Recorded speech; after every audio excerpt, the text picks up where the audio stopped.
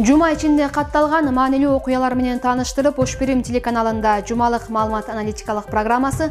Студияда кызматта мен Кенжебе Маматсадыкова. Алгаш жума ичинде катталган орчундуу окуялардын топтому менен тааныша алыңыздар.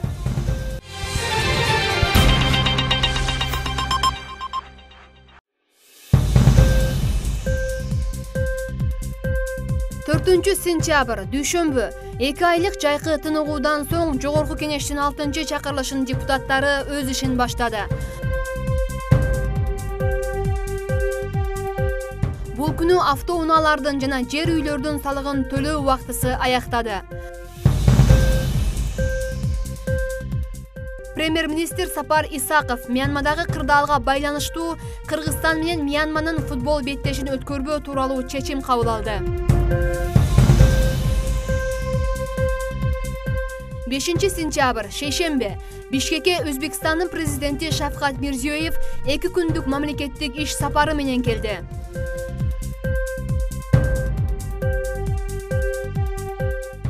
Коомдук ишмер Азимбек Бекназаровго жалган күбө келтиргендигине байланыштуу кылмыш иши козголду. Бир канча критерийлердин негизинде Перетикуал компаниясы 2017 жылдын мыкты ишканасы катары табылды. 6 сентябрь шаршембе Өзбекстандын президенти Шавкат Мирзиёевдин Кыргызстанга келиши менен мамлекеттик кызматташууга байланыштуу 12 документке кол коюлду.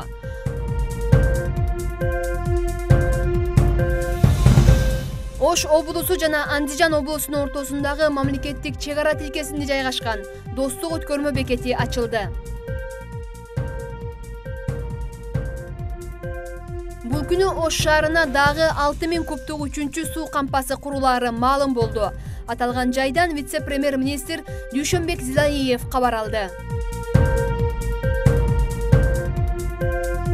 7 сентябрь бейшембе Кыргыз Республикасынын өкмөтүнүн жаңы курамы Жогорку Кеңештин жыйынында элдин жана президент Алмазбек Атамбаевдин алдында ант беришти.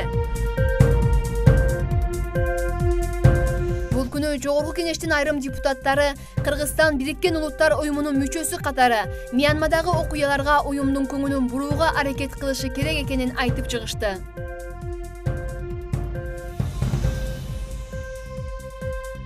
Улуттук коопсуздук комитети Кыргызстанда теракт жасоону пландаган адам кармалганын кабарлады. 8 сентябрь жума Ысык көлдө унаа кырсыгына кабылган 4 адам тирүүлөй өрттөнүп кетти. Ош шаарынын тургундары Чүй облусунун өнөр адамдарынын таланттарына күбө болушту.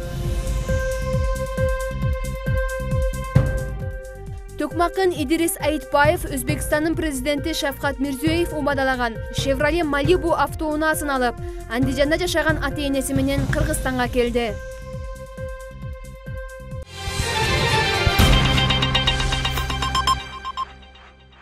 4 сентябрда 2 айга эс алууга кеткен Кыргыз Республикасынын Жогорку Кеңешинин депутаттары кайрадан жумушун баштады. Ушул эле күнү Ош жана Жалал-Абад облустарынын айрым жерлеринде өткөрүлгөн жергиликтүү кеңешти шайлоонун жыйынтыгы чыгарылды. Бул күн Кыргызстандын башка мамлекеттер менен болгон мамилесине да таасирин тийгизе турган болду. Мьянмадагы мусулмандар жок кылынып жатат деген маалыматтар таркагандан кийин өкмөт башчысы Сапар Исаков Мьянма менен Кыргызстандын футболчуларынын 5 сентябрь күнү боло турган беттешин токтотуу тууралуу чечим кабыл алды. Анткени соц тармактардын колдонуучулары мусулмандарды жок кылып жаткандардын башчысын буддизм дининин жамынган фашист деп таануу керектигин жазышып, өлкөгө келүүчү спортчуларды жок кылуу чакырыктарын таштаган эле. Жаралган кырдаалга серепчилер эмне дешти? Кененирээк кезектеги материалда. Без особых затрат может вновь воспламениться. Акыркы маалыматтарга ылайык Мьянмадагы 400гө жакын ислам динин тутунган рохинжалыктар мыкаачылык менен өлтүрүлгөн. Жергиликтүү бийлик болсо алар ислам согушкерлери деп расмий билдирүү жасаган. Август айынын аягында эле карапайым элдин массалык түрдө каза болушу көпчүлүктүн үрөйүн учурду. Бирок адам укуктарын коргоо үчүн негизделген Бириккен Улуттар уюму ООЗ-ки тынчтыкка чакырганы менен азырынча конкреттүү кадам таштай элек. Бул өз өз кезегинде ислам динин тутунгандардын кычырын күчөттү. Жаңы төрөлгөн балдарды өлтүрүшүп жатышат. Адамды тирүүлө көмүп жатышат. Алар адам эмес. Москва шаарында 4-сентябрь күнү Мьянма Республикасынын элчилигинин астында миңдеген мусулмандар чогулду. Алар рохинджа мусулмандарына колдоо көрсөтүп, басмырлоолор токтотулсун деген талап менен чыгышкан.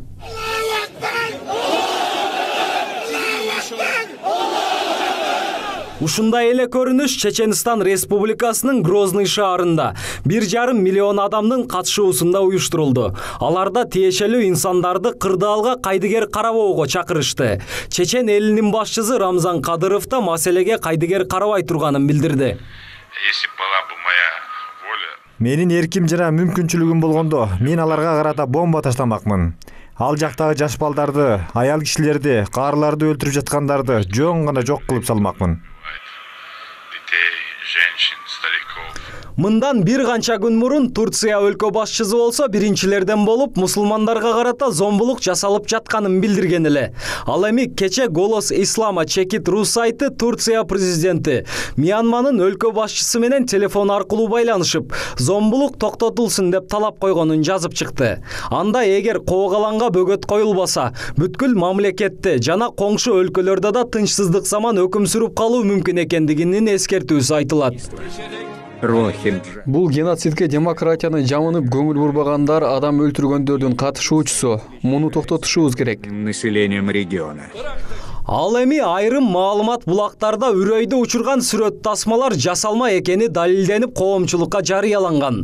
Анткен менен айрым саясатчылар кырдаалга дүйнө лидерлери көңүл буруш керек дешет. Бириккен Улуттар уюмунун жанагы чакырык менен гана, билдирүү менен гана чектелиши бул көпчүлүктү мындай түйшөлтүп турат да. Анткени жүздөгөн адамдардын каны төгүлүп аткан учурда, калааны бүтүндөй өрт каптап, ушундай болуп турган учурда алар катуураак киргизиши керек. Билесиңер, бул жерде мындай эки жүздүү саясат болбош керек деген ойдомун. Башка Европа өлкөлөрүндө 3 кишинин өлүмү, 1 кишинин өлүмү керек болсо бүтүндөй дүйнөлүк прессанын көңүлүн буруп, ошону бир Европа лидерлери абдан мындай чоң трагедия катары сүрөттөшүп, мындай учурда мусулмандарды кандайдыр бир деңгээлде жүздөгөн адамдардын өмүрү кыйылып аткан учурда алар ушу билдирүү менен гана чектелип коюшу менимче ушул жагы туура эмес болуп атат. Мунун арты мына мусулмандардын башка динге болгон жек көрүүсүн күчөтүшү мүмкүн. Бул абдан чоң мындай татаал өтө мындай арты жакшылык алып келбей тургандай көрүнүш да. Айрым маалымат каражаттары Мьянмадагы кырдаал диний карама-каршылыктан келип чыкты деген маалыматты таркатышкан. Бирок дин таануучулар Мьянмадагы көрүнүш бир дагы динге дал келбээрин билдиришет. Кыргызстандын мусулмандарына айтат элем. Биздин максат ал жака, биздин азыркы кыла турган ишибиз курал көтөрүш эмес, дуа кылышыбыз керек. Динибиз мисалы үчүн жөн дарактарды кыйышка дагы, мөмөлүү дарактарды кыйышка, адам өлтүрүш биякта турсун, мөмөлүү дарактарды да кыйбагыла дейт. Серепчилер мындай кырдаал дүйнөлүк масштабтагы эки дин өкүлдөрүнүн тирешүүсүнө алып келиши ыктымалдыгын айтышат. Алардын баамында август айында Мьянмадагы буддисттердин мусулмандарга болгон зулумдугу күчөгөнүнүн бир канча себеби бар. Негизин Мьянма тарабынан мындай дискредитация болгон этникалык топ деп айтсак болот, толук кандуу. Анткени бул боюнча ООНдун дагы өзүнүн дүйнөдөгү эң мындай басмырланган этникалык топ деген дагы алардын комиссиясынын жыйынтыгы бар. Себептери экономикалык, демографиялык. Биринчиден ошолорду аларды жаран катары эсептешпестен алардын демографиялык жактан көбөйүп кетпесине тоскоолдук жаратууга катуу аракет жасап атышпайбы? Мьянмада аларды өздөрүнүн жарандары катары эсептебегенин тарыхый себеби бар деп эсептешет. 150 жыл мурда силер Бангладештен көчүп келгенсиңер деп эсептешет. Бирок эми 150 жыл болобу, 2 жыл болобу, кандай болгондо дагы эл аралык укуктук жөн эле мындай бир моралдык нормаларга салганда дагы алар бул азыркы күндөгү Мьянма өлкөсүнүн жасап аткан аларга саясаты туура эмес деп эсептесек болот да. Мьянма өлкөсүнүн мыйзамына ылайык рохинж мусулмандары жарандык ала албайт жана аларга 2ден ашык балалуу болууга тыюу салынган. Учурда кооптуу аймактан көчүп кетүүгө аргасыз. Эске сала кетсек, мындан бир топ жыл мурда ушундай эле окуя учурунда Сауд Арабия 20 миңден ашуун качкынды кабыл алган. Мусулман болуп, Руанга болуп, кузу жеди жаналар.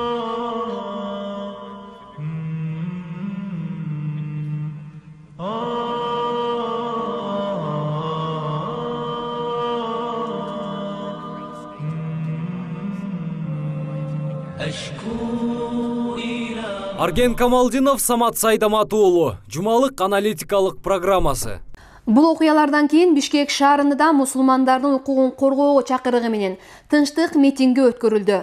Ал эми Орусиялык маалымат каражаттары Чеченстан Республикасы Мьянмадагы мусулмандарга гуманитардык жардам жибергенин жарыялады. Ал эми Бириккен Улуттар уюму аталган аймактагы качкындар үчүн $7 миллион акча бөлүнөрүн билдирүүдө.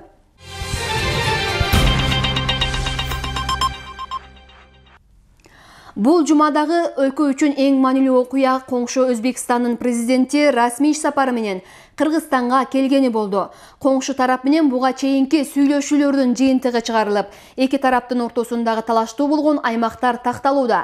Азырынча чек аранын 85% такталып, эки тарап кол койду. Ал эми алдыда калган 15% да чечилиши керек. Эки өлкө башчылары тар чөйрөдө да кеңири форматта да сүйлөшүүлөрдү жүргүзүштү.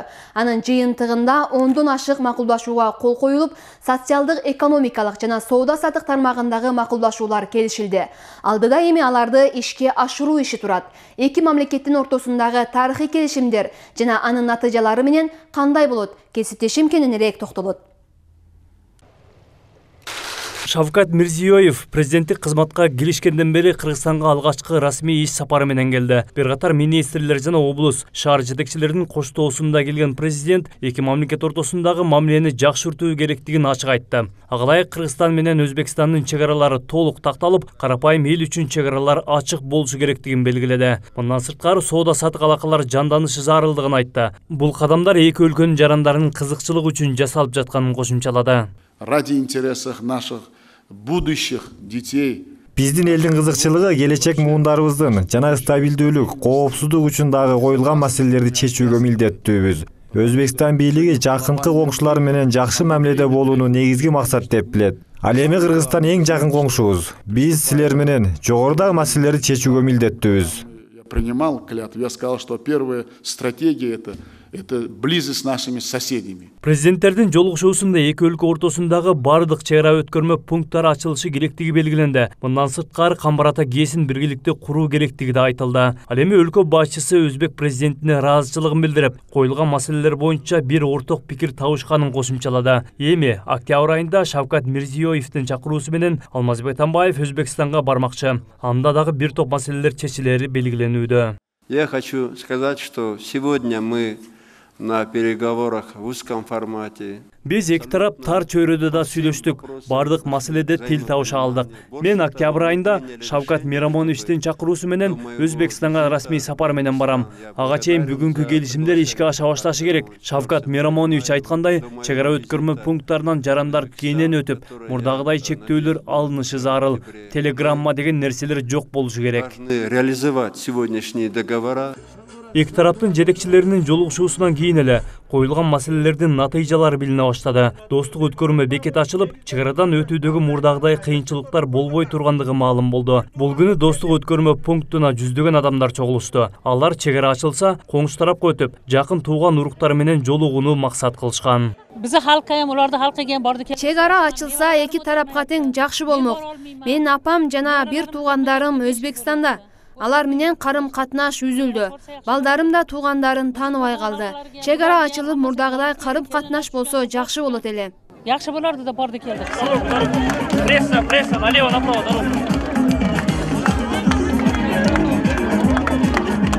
Өткөрмө бекетти ачууга салтанаттуу иш-чара белгиленген. Ага маданият кызматкерлери жана бир катар өнөр адамдары чакырылган. Эки өлкөнүн расмийлери элди чек аранын ачылуусу менен куттуктап, көп жылдык карым катнаш мындан ары да уланаарын белгилешти. Башка дагы пограничный пункттар ачылат мындан ары. Кечүүнү эки президенттин сүйлөшкөнүн биз көрдүк, уктук. Мына 85% биздин чек арабыздын 85% делимитация болуп бүттү. Өтө чоң нерсе. Мына кечүүнү да сүйлөшүүлөр болду. Октябрдын ичинде же ноябрдын ушул жылдын аягына чейин калган 15%ды да бүтүргөнгө Кудай кааласа деп турам. Бүтүргөнгө аракет кылабыз. Мен бардыгыңыздарды дагы бир жолу куттуктайм. Эркин басайлык. Мен да бул убагында ушул жерден көп жүрдүк эле биз дагы. Андижанга көп кирчикпиз. Тилекке каршы 15 жылдан бери ушунда болуп калды эле. Эми баягы телеграмма деген балакеттин баардыгы калат.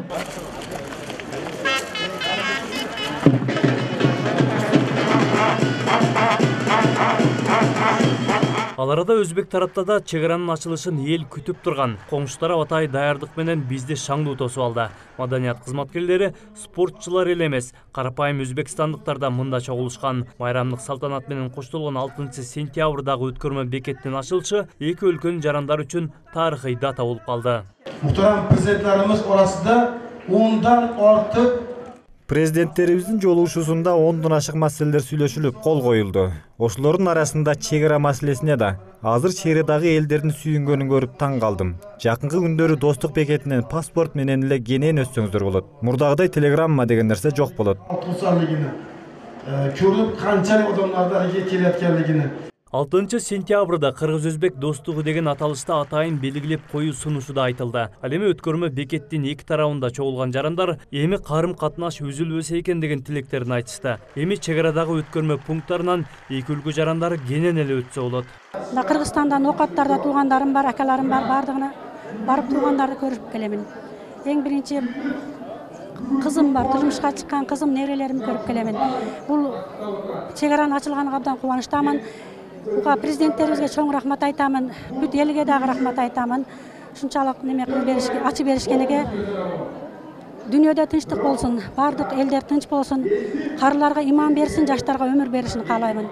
Эки тараптуу келишимге ылайык эми Ош шаары менен Андижан шаары өз ара кызматташтыкта иш алып барышат. Соода экономикалык жана бизнес чөйрөнү өнүктүрүү багытындагы келишимдерге кол коюлган. Жергиликтүү бийлик өкүлдөрү чек аранын ачылуусу менен келишимдер иш жүзүндө аша баштайт деп ишендиришүүдө. Эки шаар, Ош шаары менен Андижан шаары маданий гуманитардык мамилелер боюнча, соода экономикалык мамилелер боюнча эки шаар биз кол койдук. Буга чейин август айында 10 августта Ош тараптан 72 бизнесменибиз Андижан шаарына барып, чоң мындай бир бизнес форумдарды өткөзүп ошого катышып келишти. Мына бүгүнкү элдин жүзүнөн сүйүнүштү, кубанычты көрүп атабыз.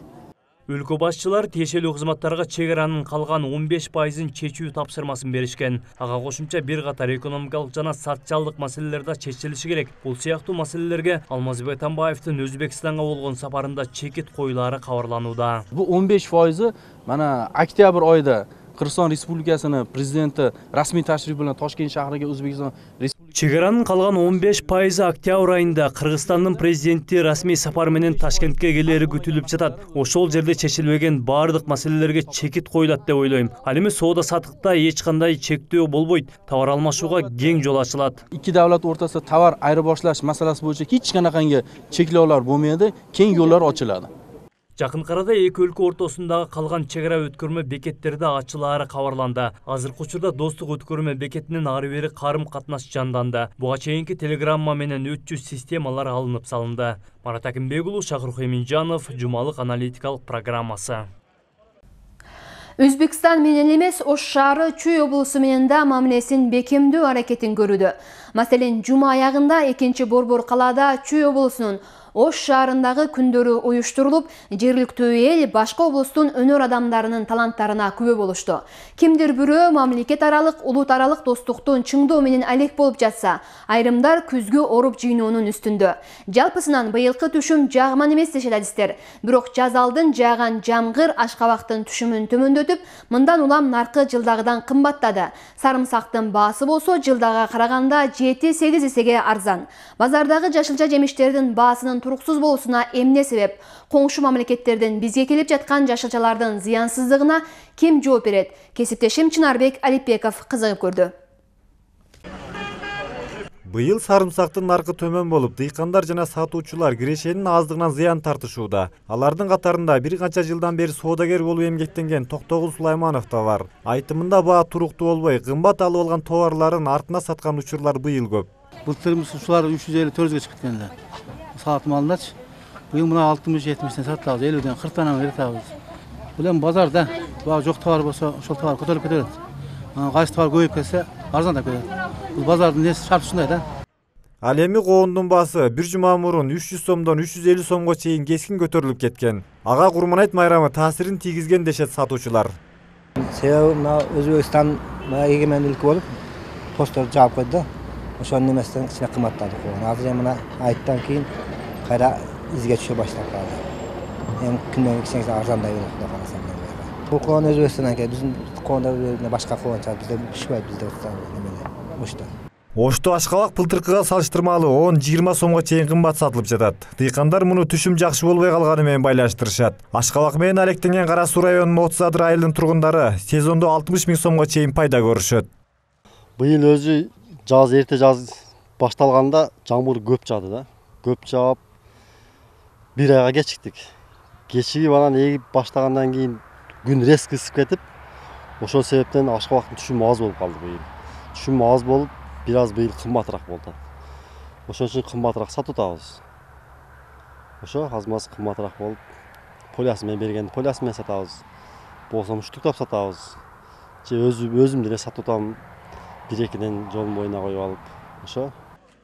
Өлкө аймагындагы каралбай калган жүзүм бактарынын кесепетинен Ош, Жалал-Абад шаарларынын базарындагы жүзүм коңшу мамлекеттерден алынат. Тажик тарап каалаган сумманы койсо да биздин соодагерлер алууга муктаж. Күнүмдүк алып сатуучу товар болгон үчүн шашпай өз наркына чыгара сатууга болбой, зыян тартып жатабыз дешет алар. Тажикстанга кирип, силер бияктан жүзүм биздикиликтер алып келет, бүт зыянга. Только Тажикстанга иштеп атат биякта кыргыздардын баарычы.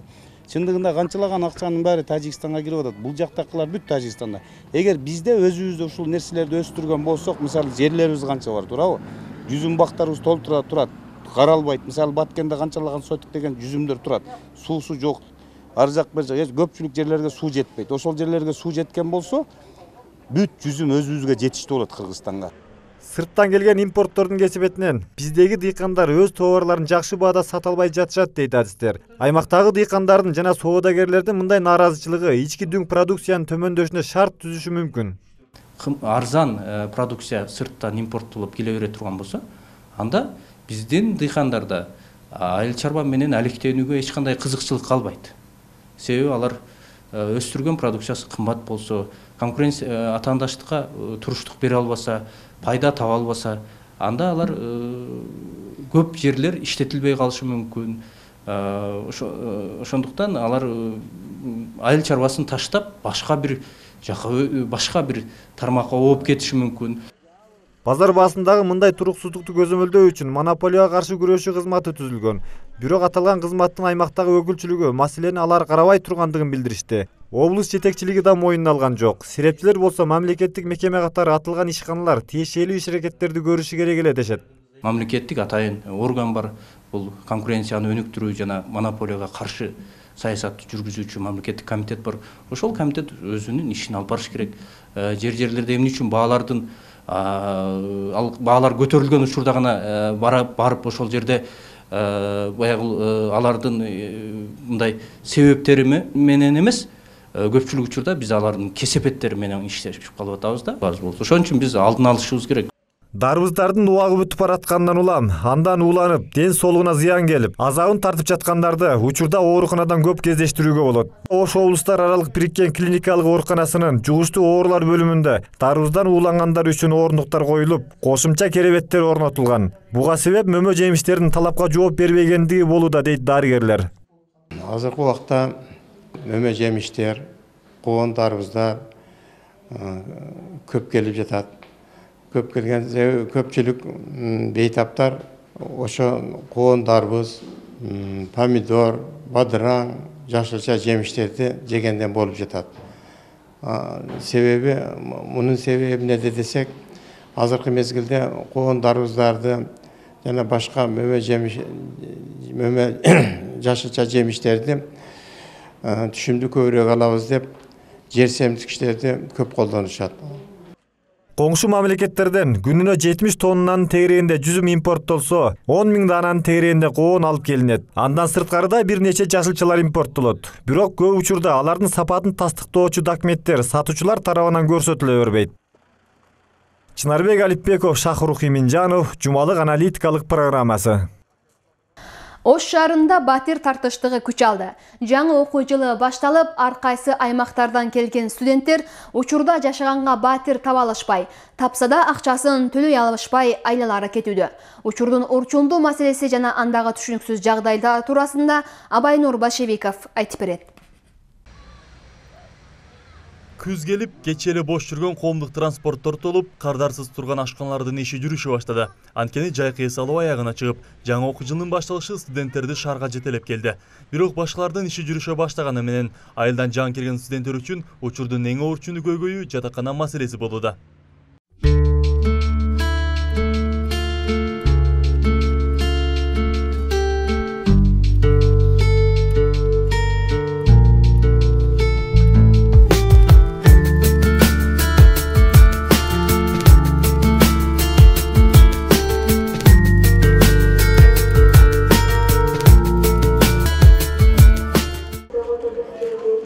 Учурда радио түйүндөрдө, жарыялар илинген жайларда батир издегендердин басымдуу бөлүгү студенттер. Арасында 4-5 күндөн бери жашоосуна, же болбосо акчасына ылайыктуу батир таппай, шаштысы кеткендер да жок эмес.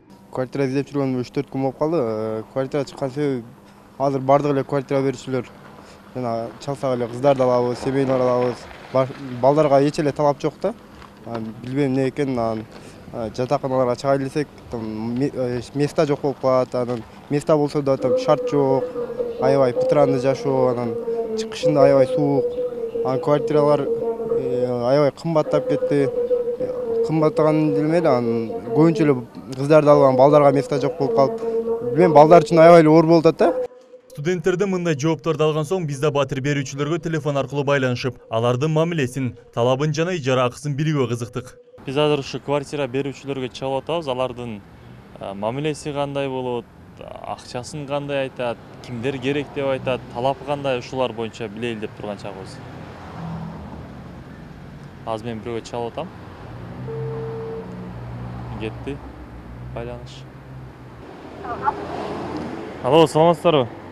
Саламатсыз. Квартира боюнча чалып атат элек. Квартира барбы азыр? Бар. Канча комнаталуу, каерде эле? Салиевада, Салиеванын алды. 2 комнатаны жалын беребиз. 2 комнатасынын бирөөсүн бересизби? Биз балдар элек да, экөөбүз. Жок, кыздарга. Балдарга болбойбу,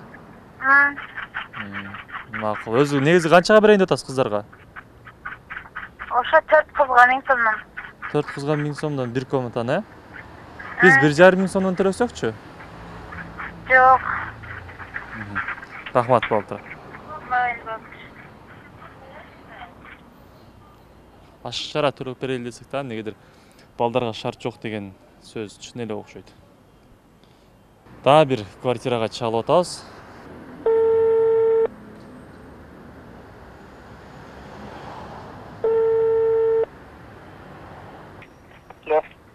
Алло, салам алейкум. Алейкум ассалам. Квартира боюнча чыгып аттык эле. Квартираны берип койдук. Канчага бердиңиздер? 10.000ге. Канча комната эле? 2 комната. 2 комнаталуу, Макул, рахмат. Кечээ эле жарыясы илинген батирлер бүгүн бош эмес. Мындан сырткары ижара акысы дагы асман чапчыйт. Эгерде шаардын борбордук аймагында же болбосо студенттер шаарчасы тараптан бир батир алууну кааласаңыз, бир бөлмөсү 12-13 миңден жогору. Ал эми шаардан бир аз четирээк аймактарда батир акысы 9-10 миң сомго чейин. Бул сумма албетте студенттер үчүн гана эмес, мамлекеттик кызматтарда эмгектенгендер үчүн дагы оор келет.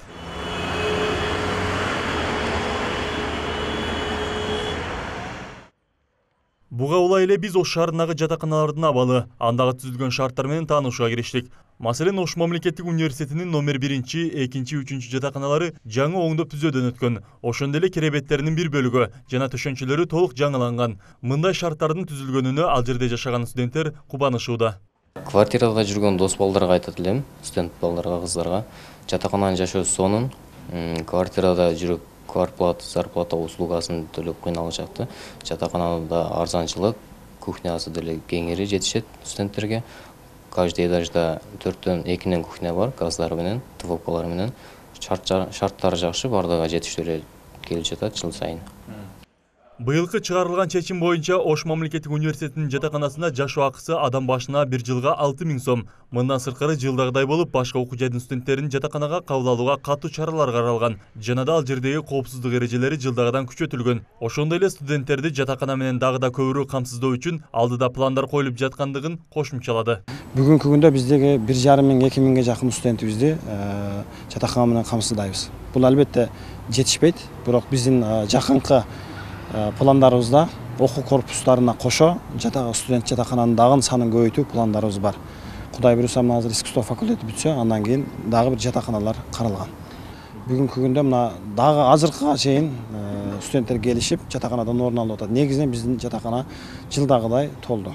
Ал эми учурда кайсы окуу жайдын канча студенти, канча жатаканасы бар экенине назар салалы. Ош мамлекеттик университети 8 жатаканасы жана 27000 студенти бар.